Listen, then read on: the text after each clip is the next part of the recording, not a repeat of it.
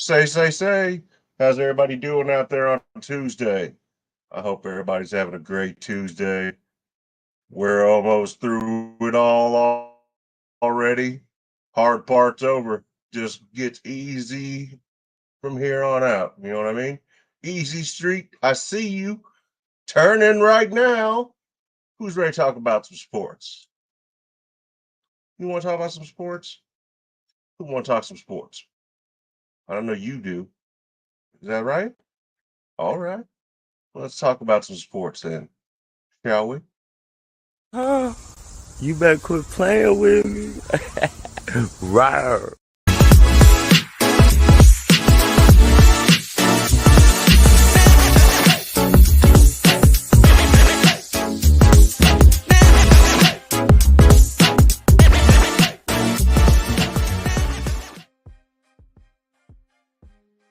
All right, guys. Welcome back. Angry, faithful, new, and old. Welcome, one and all.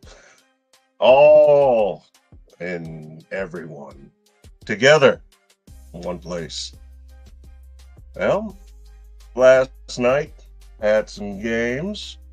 It was interesting. I was going to be on live again last night, except I fell asleep.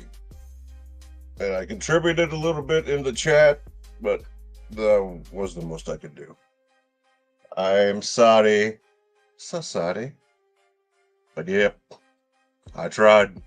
I really did.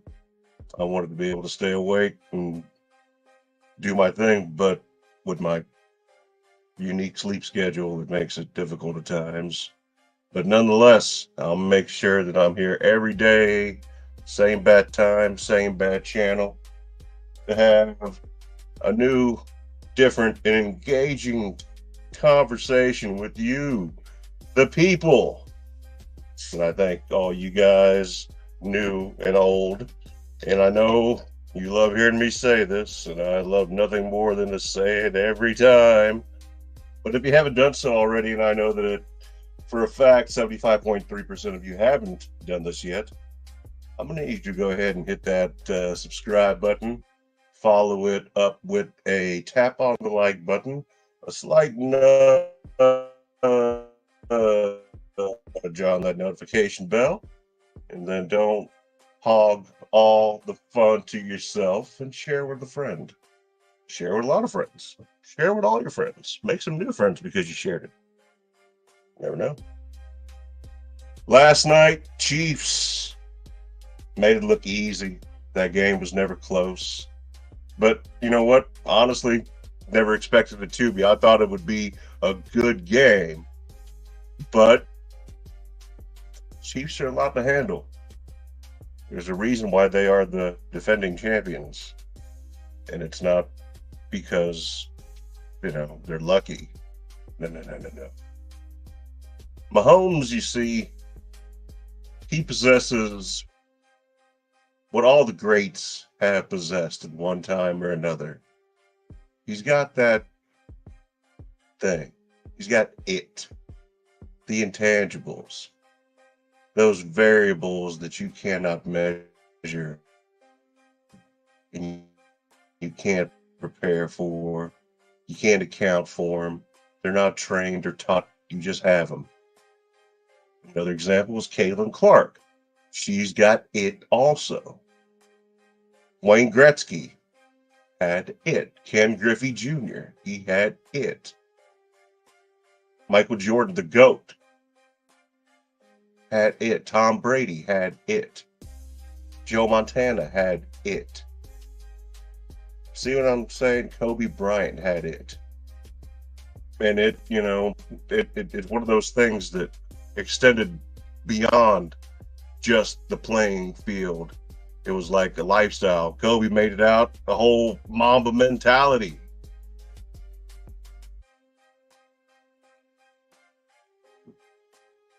That's delicious, by the way. I don't know if it's good for you, but it tastes nice and delicious. Anyway, but he's got it. The things that are required to be great. That's why when you have someone under center like Patrick Mahomes and you get down a score or even two scores or more, because we've seen it before with him, and we've seen it with him during the course of his tenure with the Chiefs of being able to come back. And the Chiefs have evolved in that at least this season they have been able to get a lead and keep a lead. Whereas in the past, a lot of the time, what they would do is play down to their competition. And I understand, I get it. A lot of teams do that. And a lot of teams also don't win back to back Super Bowls going for a three-peat. That's what champions do. That champion stuff. David Dickerman is calling me on the phone knowing that I am doing a show right now. But I'll just text him to remind. Oh, lost him there. Hi, Dave. If you want to see me, we're live doing a show.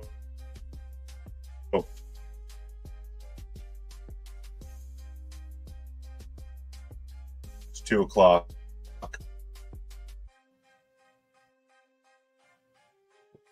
Dave. Letting everybody see the Chiefs with the military. This happens. There we go. All right, we're back. There we go. There we go. I'm waiting for Dave to pop on here with the comment because I know he will. Or he might be going to Six Flags. I don't remember. I think that I had to watch the rest of the games today. Yeah. Football and baseball. It's crazy. Speaking of baseball, let's talk about baseball real quick, shall we? Let's put us in a baseball kind of mood right here. A little bit of baseball there. Rest in peace, Charlie Hustle. Yes, sir. Yeah. I've already said it once and say it again. And then after this one, if you watch, it's Dikembe Mutombo. Also, rest in peace, Dikembe. Yeah. Lost some great ones. But baseball series are all evened up with everybody as far as the National League and the American League. The Royals and the Tigers, respectively, were able to get things evened up at one apiece with the Yankees and the Guardians. So we'll see them tomorrow. And today we will be seeing some National League action with those series also knotted up at one apiece. So a couple of game threes tomorrow. Or tonight, I'm sorry, here in just a couple hours, I believe. They start at 4 Central Time, 4:08. And the one starts afterwards. So, yeah. Going to be the Padres and the Mets. And then we've got the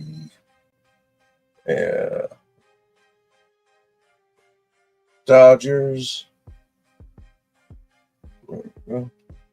Sorry. Multitasking, guys. I apologize. Yeah. Phillies and Mets, 4:08. And then Dodgers and the Padres, 8:08 tonight. And then tomorrow there are, I believe, 4 games, if I'm not mistaken, at least 3 games. But I believe there are 4 games. Yes, there are, starting at 2 and then 2-hour increments. Starting out with the Guardians at Detroit. Then we've got the Phillies and the New York Mets meeting up. Then we've got the Yankees coming over here to KC, represent. Gonna go down to the K and take on the Royals. That starts at 8. And then the nightcap for tomorrow, we got the Dodgers not traveling too far to go to San Diego and face the Padres. So that's all tomorrow. Today, like I said, here at 4:08, we've got the Phillies and Mets. And then tonight, we've got the Padres and the Dodgers coming down to San Diego to see who can take a lead in the series, respectively, in both of those games. Excuse me. But last night's game, as far as NFL goes, no big surprise. I don't think anybody was surprised that the Chiefs won. They were favored to win by pretty much everybody, except for your diehard, faithful New Orleans Saints fans. And, they didn't march out with the win, but, they marched in with the right attitude and the spirit and the hearts of champions. It just wasn't enough to get that W. But that's okay. That's all right. Can't win them all. Can't win them all. Still got a good squad. Derek Carr, I know, was hurt there in the game, which isn't good news. I haven't heard anything new out of that. On the Chiefs side of things, I think we've all seen enough to realize that Patrick Mahomes just needs a target to throw to. All you've got to be able to do is catch. It's not as simple as I make it sound. But if your job is a wide receiver, that's kind of like the criteria for what you do is catch the ball. That's like your thing. So I'm just saying, that's like what's expected of you is to catch the ball. But I digress. I don't want to overcomplicate it here.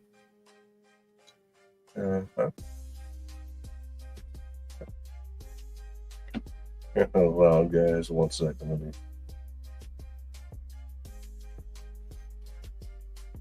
let Dave know that I was live. Hello, viewers. Hello, everybody who tuned in. Thank you.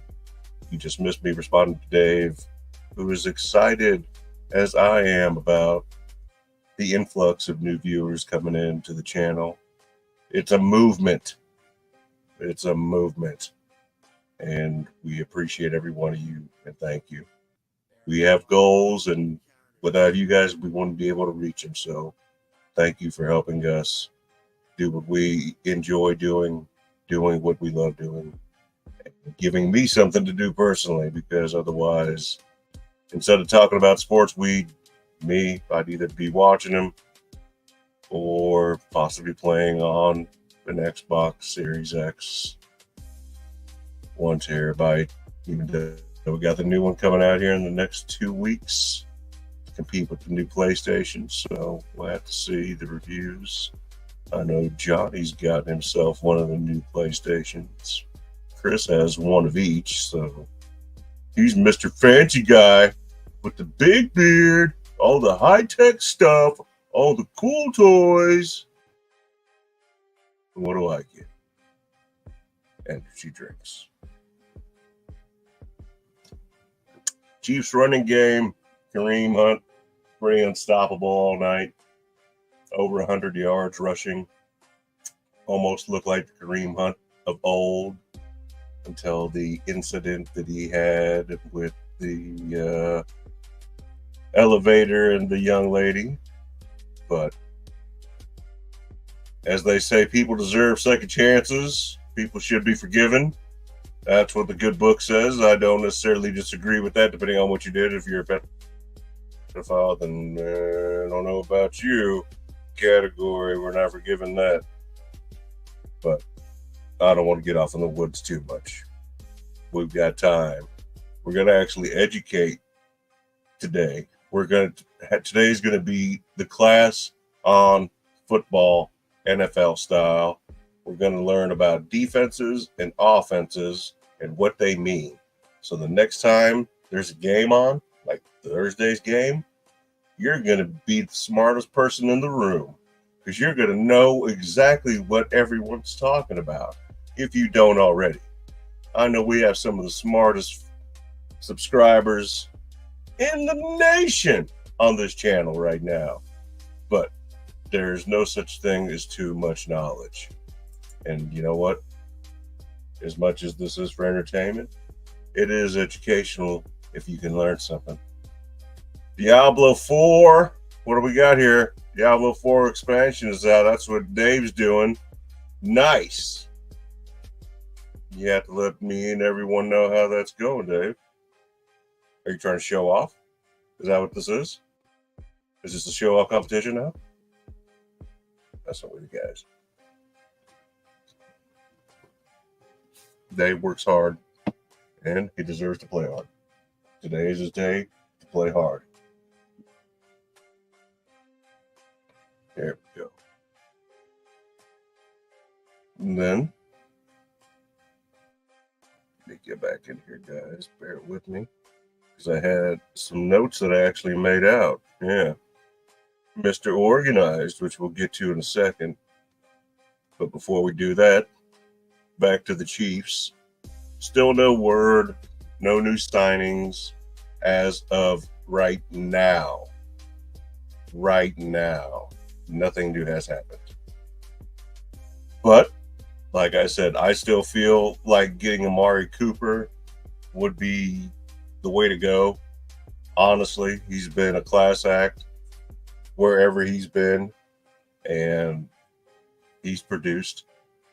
I don't think there's any issue with giving Amari Cooper a contract, and it would be a team-friendly contract, which would be salary cap friendly as well. So you really don't have anything to lose by giving Cooper a shot. But in some other NFL news, the Jets, yeah, those guys right there, they fired head coach Robert Saleh earlier this afternoon, and interim head coach is going to be taking over. I don't want to make any mistakes with the name. Let me see. Coach is going to be. It's not going to be Robert Saleh right now. Can you really blame Robert Saleh? You think it's really his fault? I mean, no. I'll tell you why, because he's 40 years old, so you could say he's in his 40s, and you think that you're going to be able to turn around an organization based on a first-time head coach, a washed-up, for the most part, quarterback who's still a Hall of Famer. I'm not saying that he isn't any good, but just called it good. But I get it. He wanted to come back. He wanted to prove something, and by God, let him do it. But if it comes at the expense of the team, what do you do?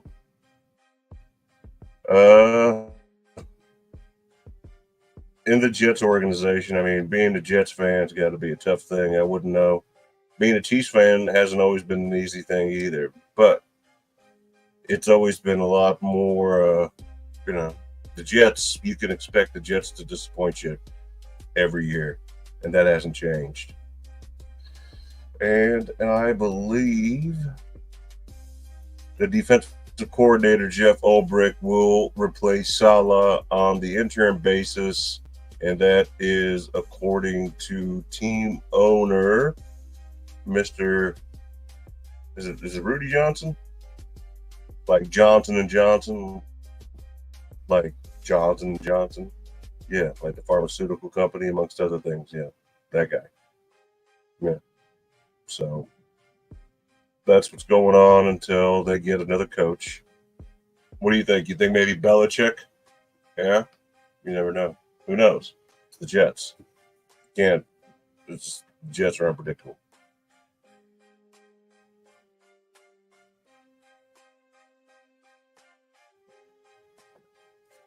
Before I got on, I was reading, and it was interesting because it referenced LeBron and Chael Sonnen. And if you don't know who Chael Sonnen is a former MMA fighter, UFC fighter, professional fighter, okay, who has publicly stated multiple times now, almost in a calling out type of fashion, in way of, like I said, performance enhancing drugs, medications, supplements, whatever the proper terminology is. And he's made multiple accusations that not only, you know, does he take them, and he has taken them, LeBron James, which would explain a lot. Kevin Garnett said similar things. LeBalco says he's been on it for years, and depending on who you ask and what your source is, this is something that's been going around for a while, but it doesn't get talked about a lot. But I think that there is probably truth in what is being said when it comes to those performance enhancing substances, we'll call them. Because if you look at individuals, and yeah, LeBron does a great job of taking care of himself, clearly. But if it has to do with taking substances to help your performance and enhance the way that you are able to play and make you better overall in that way, then yeah, who wouldn't take it? Of course. If it's not illegal, there's nothing wrong with it, right? But that's evolution all the same. Evolution's kind of like we have electricity right now, and I can flip a switch and turn on lights and LEDs and all kinds of things. You don't see us operating under candlelight and just moonlight, natural light, without any other options. You see what I'm saying? So if it's not illegal, I don't see a problem with it. Now, someone like Michael Jordan, of all the Michael Jordan stories, I've never heard of anything in him having to do with performance enhancing substances. And Tim Grover, his former trainer, would attest to that. And I'm going to I'll let you guys watch this for a second here. Watch this for just a second.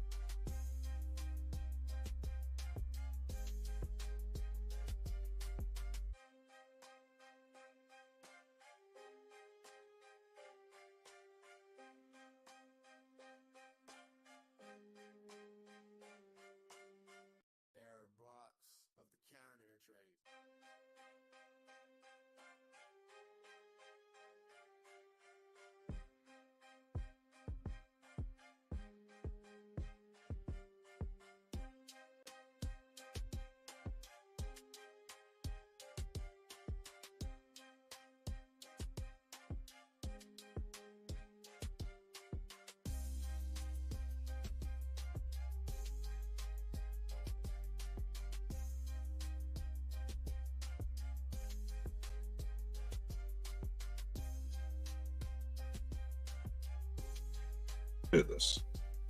Let me put myself back on here. And let's put some football back on. Just which one we do? Put this one on. Okay. Let me find my notes. This is the educational portion of it. And entertaining as well. And I thank you all again and for being a part of this. It does really mean a lot to me and the guys, to the channel, and you guys are what motivates myself. You know, you guys keep me going, and I appreciate it, and I appreciate the opportunity that is given to me by the guys that I'm fortunate enough to work with. Thank you.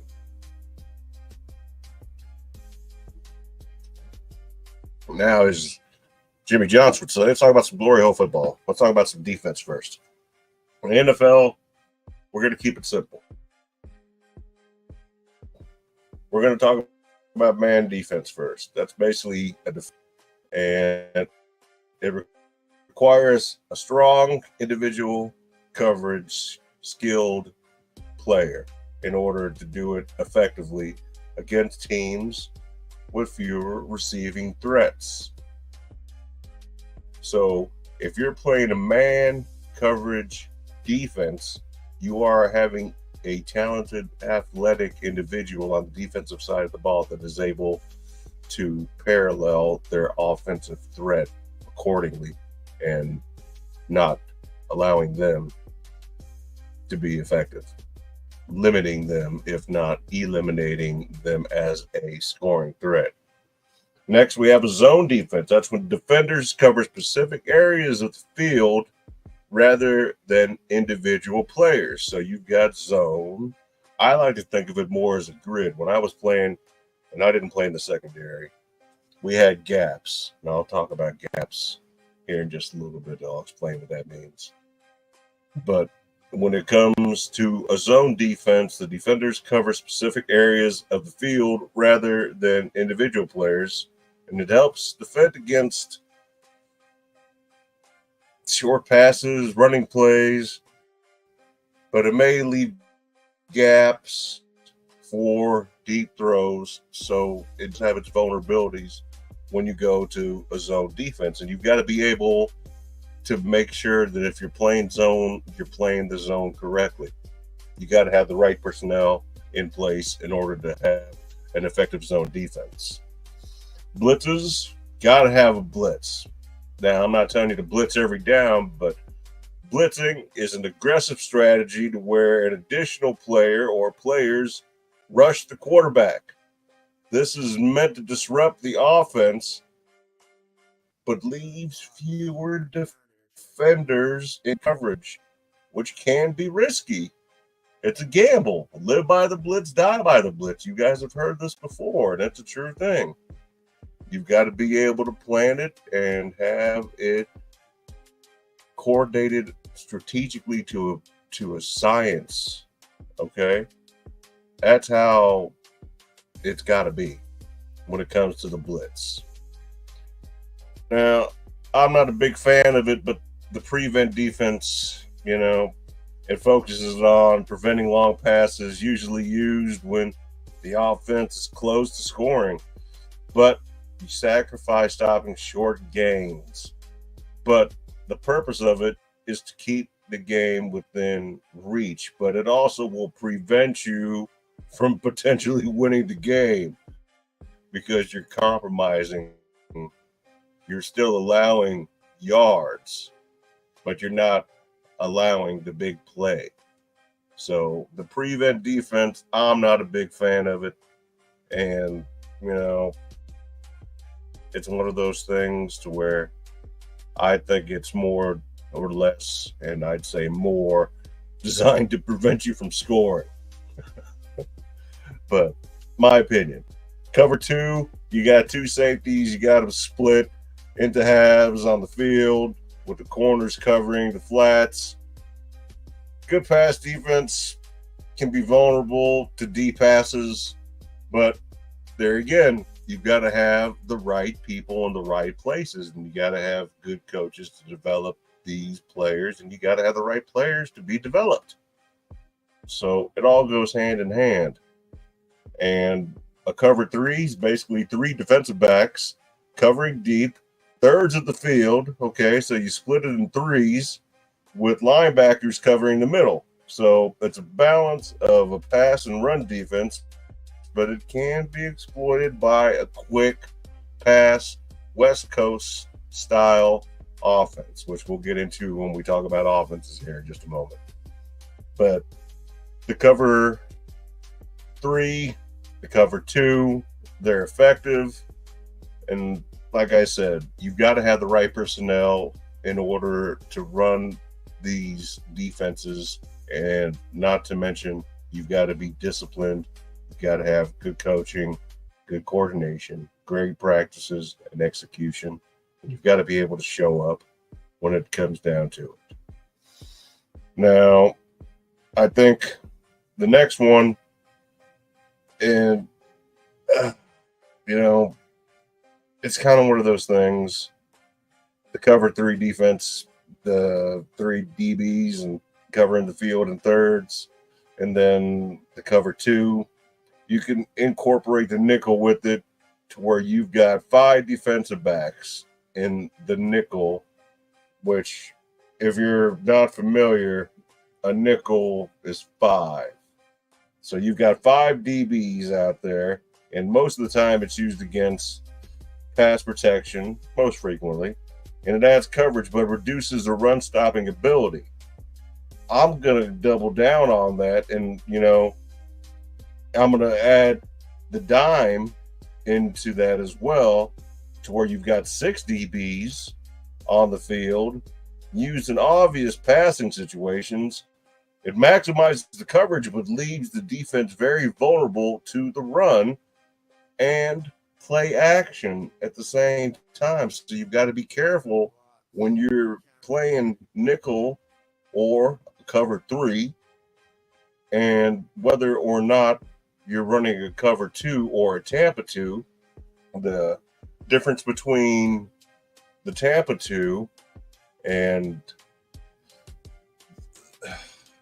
I guess, the biggest difference between the Tampa two defense is the fact that you've got a dedicated individual that is going to be covering.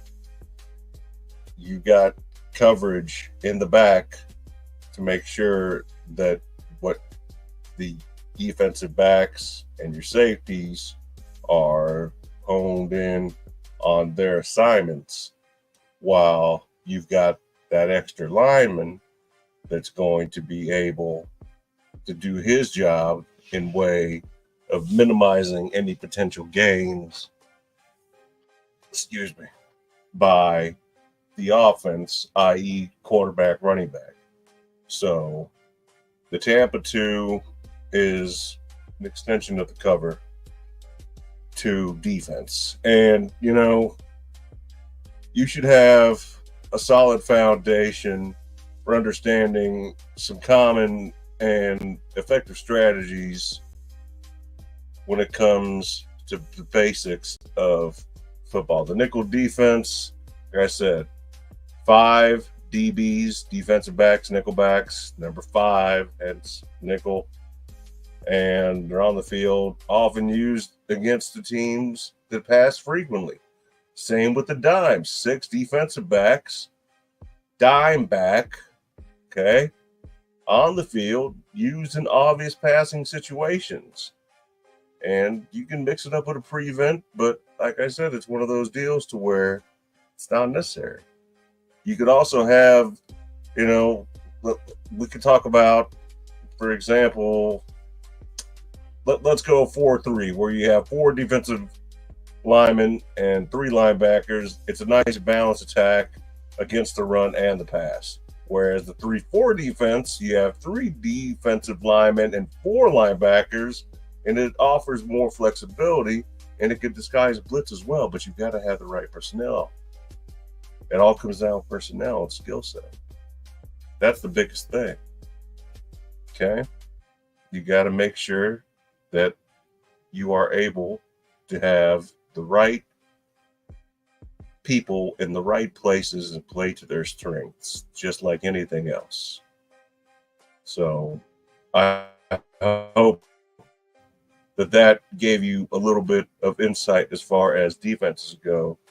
And as far as offenses are concerned, you've got a West Coast offense, which is an emphasis of short, quick passes. It spreads the defense and it moves the chains efficiently. Yeah, you could say that. You got the Eric Coryell old school, which you don't see enough of, in my opinion, to where you just air it out like you used to back in the good old days in the 80s when the Chargers, cursed, were fun to watch. You got a run-heavy offense that prioritizes running over passing, often using a strong offensive line and a powerful running back. Kind of like what the Chiefs did last night with Kareem Hunt against the Saints. That's pretty much it. Then you got a spread offense to where you spread the defense with multiple wide receivers to create passing opportunities, and you open up the running lanes. Now, running lanes and gaps. Start at your center. That's the guy in the middle that hikes or is in control of the ball and is going to give it to the quarterback. So on either side of the center, which is the man in the middle, you have your A gaps. Then you have your guards, and your guards are going to be responsible for your B gaps. And then, aside from that, you have your tackles. And your tackles are responsible for your C gaps. And that goes on either side, okay? Right or left, weak, strong, etc. Same with your different linebacking schemes, whether it be your Mike, your Sam, and your Will, okay? One, your Mike linebacker, easiest way to explain that is it's kind of like the quarterback of the defense. It's calling the plays for the defense, making moves, adjustments, etc. That's what your Mike's doing. Your Sam, your strong side guy, primarily focusing on your tight ends, etc. Your Will, the weak side guy, running backs, and like I said, everybody has an assignment. Everybody's got a job to do. It's about execution and being effective in doing so. So now, I believe that it all comes back to fundamentals, to coaching, to being able to be consistent. And, Chiefs are a great example. You lose so many starters and so many of your biggest weapons, but you're able to have guys step up because they are trained, they are coached, they are conditioned, they are disciplined for the most part.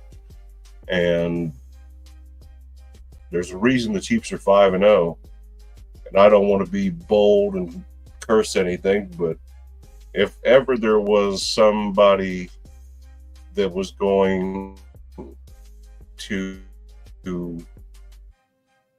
outdo or equal the 72 Miami Dolphins, it's going to be this Chiefs team of the 24-25 NFL season. That's my opinion when it comes to that. The pistol, it's a variation of the shotgun formation with a running back, directly behind the quarterback, allowing for both running and passing plays. Yeah, it's a balanced formation, but it's hit or miss. You don't see it a lot in the NFL like you used to. For a while, it was a fad, a trend, if you want. But it's more designed for your college game. It's more effective in your college game because of the speed of the game is so much different when it comes down to the NFL. No huddle, Basically, says what it is. The offense quickly lines up and snaps the ball without huddling, aiming to catch the defense off guard and tire them out. Makes perfect sense. You just have to make sure you have plays already called in and you're ready to execute them. Pretty simple in theory, but execution wise, you got to make sure that when you do this, you do it in practice, you do it consistently, and you do it all the time. The Wildcat, it was a trend there for a while, basically trick play formation where a non-quarterback takes a snap and runs the ball. That's often used to surprise the defense, but it doesn't, you don't see it as much as you did when it first started gaining traction and popularity. Not to say that's not effective or it won't come back or it isn't fun to watch, but it's just not as conventional as what you're going to see in traditional football, which ultimately, at the end of the day, is what is going to get you W's, victories, wins. If you're running shoot offense, your high octane pass heavy scheme, it really spreads the defense and exploits mismatches, big plays through the air and on the ground.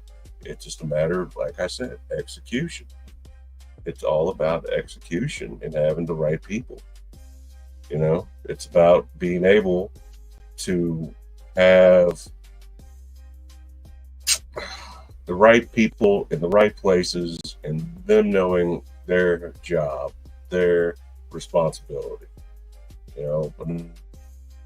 Another offensive formation, the I formation, is a traditional formation with the running back lined up directly behind the fullback and the quarterback.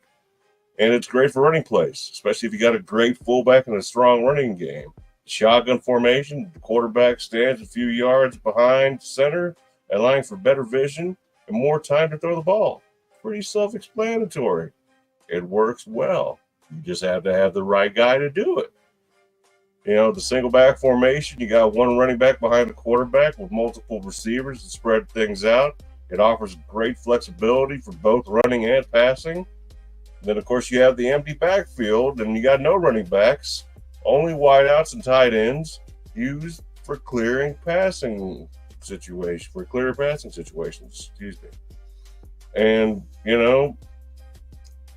the disadvantage is you've got to be able to get that ball out quick because you don't have anybody there to protect you aside from your tackles and the rest of the offensive line.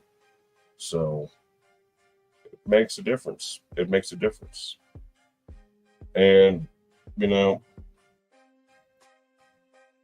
I don't like to go over a certain amount of time, but I did say sports cards. Tomorrow, I promise, we're going to go over some of these. We'll go over this box of cards here. Okay, we'll go over this box. I've got another camera over here that we're going to have set up, but we got some pretty cool stuff here that I'll show off. I showed you the Elgin Baylor and the Carson Steele, and then I'll show you some guys that you might not know or remember. And we can go over those guys tomorrow. We'll plan on that, a sports card episode, along with some of the news and some of the highlights from today's action coming up later here in the next hour. I said 4:08, so hour and a half. And then tomorrow we'll show off some cards. But I will say this about the sports card hobby. I still buy all the time, obviously. And I love the hobby. I love football cards. I love basketball cards. I don't love all the new product, and I don't love it because it is very difficult for a child to get into the hobby because most kids don't have a lot of money, and it's not a cheap hobby to get into. And a lot of parents, a lot of adults, they struggle as well. So it's hard to come up with that extra money to get into the hobby. And one thing I'm more than happy to do. I've got so many cards. I'll gladly give you guys, if you want cards, leave comments. Let me know what you're looking for. I've got a lot of common, a lot of base, a lot of great Hall of Famers, a lot of rookies. I got plenty of all kinds of stuff, and I won't mind giving guys stuff one bit. You take care of shipping, I'll give you what I what you want, and I'll show you. There's a lot. It's ridiculous. I'm not telling you I'm going to give you best cards in the world, but if you want to get some cards and you got some favorite players, let me know who they are, and I'll gladly get you what you'd like without a problem. But guys, I thank you as always on behalf of A with Max, a production of the Nerd Sports Angry Me Network. And I'm going to take myself off the camera for just a moment.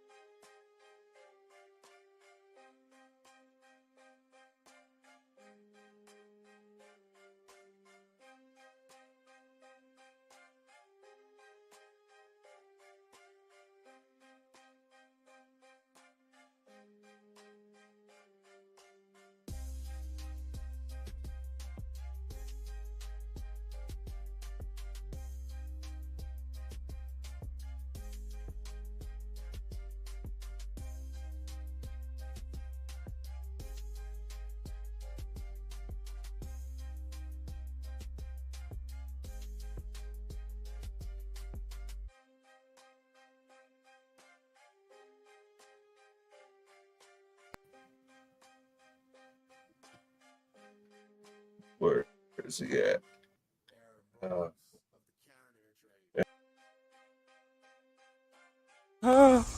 You better quit playing with me.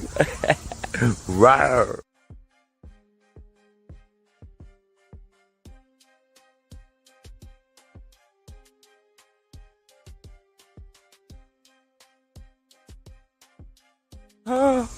You better quit playing with me. Rawr.